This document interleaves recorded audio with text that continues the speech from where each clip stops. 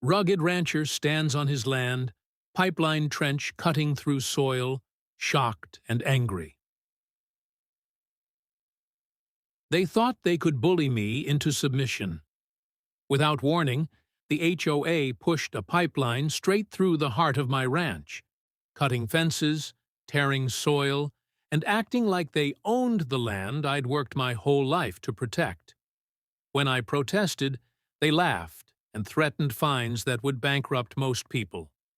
That's when I decided to stop playing defense. If they wanted to steal what was mine, I'd take something they could never live without. And with one bold move, I turned their arrogance into desperation. What happens when an entire HOA suddenly loses every drop of water it depends on? Peaceful ranch at sunrise, horses in pasture, homeowner leaning on fence, calm and proud. For most of my life, I believed peace was something you built, not something you stumbled into. And for me, that peace was a stretch of land on the edge of a quiet, planned community, a ranch that had been in my family for generations. Acres of pasture rolled into the distance, framed by oak trees older than the town itself. I wasn't looking for trouble. I wasn't looking to start a fight. I just wanted the same thing most people want: a home where I could live on my terms, free from unnecessary interference.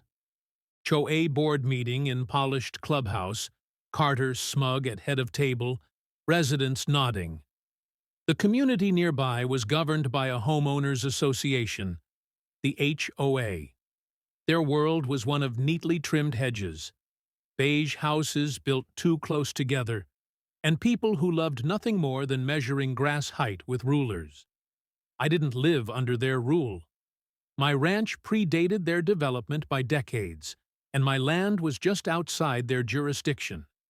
But the HOA's boundaries didn't stop their opinions from drifting over the fence.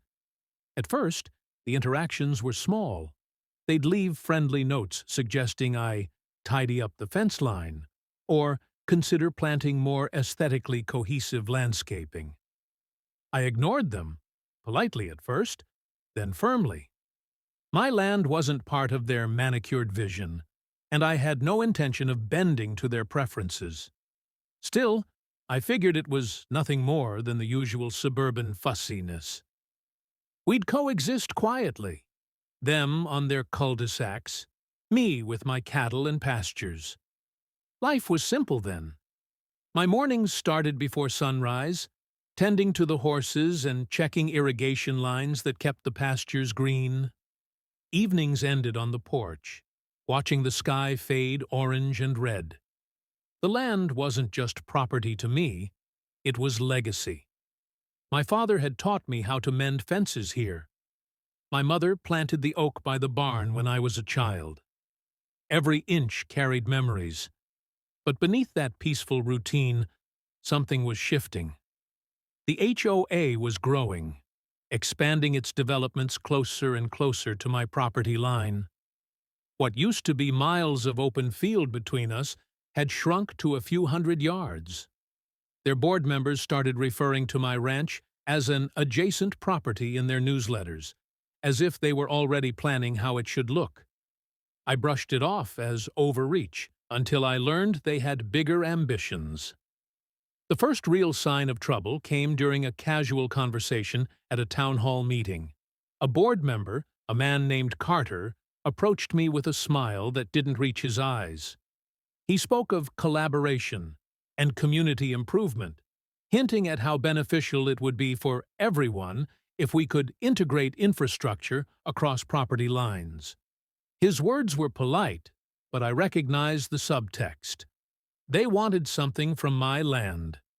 I didn't think much of it then. People talk big at meetings, and I'd heard enough HOA plans fall apart under their own weight.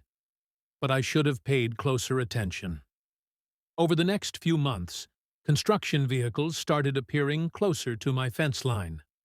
Surveyors walked the perimeter of my property, taking measurements they had no business taking. When I confronted one of them, he claimed they were just checking alignment for a municipal project. Something about the way he avoided eye contact told me it wasn't the whole truth. By spring, rumors started circulating. Whispers about a new water distribution system the HOA was planning. The development had grown so rapidly that their existing water infrastructure was under strain. They needed a new pipeline. And according to local chatter, the most efficient route for that pipeline just happened to cut straight across the northern edge of my ranch.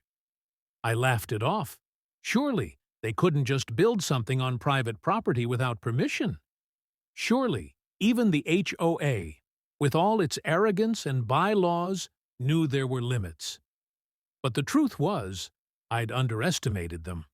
Because while I was focused on tending my land and minding my business, they were busy rewriting local ordinances, lobbying county officials, and framing their project as a public necessity. They believed that necessity would let them cross any boundary, even mine. Looking back, I realized the signs were all there. The smug comments from board members about shared resources, the sudden interest in my irrigation setup, the way Carter spoke as if decisions had already been made. They weren't just dreaming up a plan. They were laying the groundwork for a battle I didn't know was coming. And as spring turned into summer, the tension that had always lingered quietly at the edge of our worlds started creeping closer. The HOA had set its sights on my ranch. They were convinced they could take what they wanted. And I, still unaware of just how far they were willing to go, was about to find out just how ruthless suburban politics could become. Surveyors marking bright orange lines across ranch pasture, homeowner watching with arms crossed. It started quietly, not with an explosion, but with a whisper. A letter arrived one morning, slipped into my mailbox without fanfare. It bore the HOA's crest at the top and a tone that tried and failed to sound cordial. They were notifying me of upcoming utility improvements in the area, improvements they claimed would benefit the greater community. Close-up of official HOA letter titled Notice of Utility Improvements, rancher's hand gripping it tightly. Nowhere in the letter did they ask permission. Nowhere did they mention that the improvements required digging through my ranch. It was written as though the decision had already been made. I called the number on the letter that same day, thinking it was a mistake. The woman on the other end was polite but firm. Yes, the HOA was moving forward with a new water pipeline. Yes, part of the proposed route crossed my ranch. No, they didn't need my consent. They were acting under a public utility easement. Public utility easement. 3 words I'd never had reason to think about, now weaponized against me. I told them plainly, there was no easement on my deed. My land wasn't part of their jurisdiction. But they insisted, citing some obscure clause in a decades-old county ordinance. It was a legal gray area at best, but they were counting on me not having the time, money, or patience to fight them. Confrontation at fence line, Carter smirking in a suit, homeowner glaring in plaid shirt, and they were just getting started. Another letter arrived, accusing me of obstructing community development. They warned of potential legal consequences, hinting that my resistance could impact property values for the greater neighborhood. Then came the inspectors. They parked just outside my fence line, clipboards in hand, snapping photos of my irrigation system, my fences, even my livestock. Spray-painted lines cut across my pasture, bright orange marks tracing the path of their pipeline. I called Carter directly. This time, the friendliness was gone. He quoted statutes and bylaws, insisting that resistance was futile. And then the fines began. $500 for denying surveyors access. $1,000 for interference with authorized work. $2,500 for unauthorized structures. referring to a decades-old barn. They were harassing me, sending invoices as if I were a member. Neighbors whispered. Rumors spread that I was holding the community hostage. The HOA painted me as the villain. But I wasn't about to fold. Bulldozers tearing into ranch land, soil overturned, fences broken, homeowner yelling in protest. I hired an attorney, and we started digging.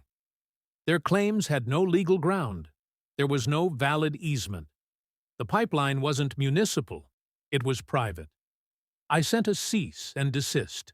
Surveyors vanished. The letters stopped. For a moment, I thought they'd back down. Then one morning, I woke to the sound of heavy machinery. They had started digging, tearing into my land without permission. The sheriff shrugged it off as a civil matter. My lawyer filed an injunction, but by the time it reached the court, the HOA had dug 50 yards into my ranch. That's when I found it. The HOA's water didn't come from the city. It came from a private well on a parcel owned by an elderly couple looking to sell. The water rights were transferable. I bought the land. And suddenly, I controlled the HOA's lifeline. I let them keep building, wasting money, before cutting them off entirely. Their brand-new pipeline became a useless trench, and their panic was only beginning. Courtroom scene: Carter sweating at defendant's table, judge reading verdict, homeowner calm. The HOA sued me, claiming I was obstructing essential services. In court, they crumbled. They had no easement, no permits, no legal authority. Their pipeline was for private landscaping and recreation, not public use. The judge dismissed their case, ordered them to cease all use of the pipeline, restore my land, and pay damages. 6 figures. Close-up of Carter's pale face as he realizes defeat. Gavel striking. Carter's face turned pale as the verdict was read. Their arrogance had detonated in their faces. News spread. Residents demanded answers. Board members resigned. Carter stepped down in disgrace. Their once pristine neighborhood crumbled. The clubhouse closed. Landscaping died. The community turned on itself. And Carter? He showed up at my gate one last time. Was it worth it? He asked. I didn't ruin your community, I told him. You did that yourselves the moment you decided the rules didn't apply to you.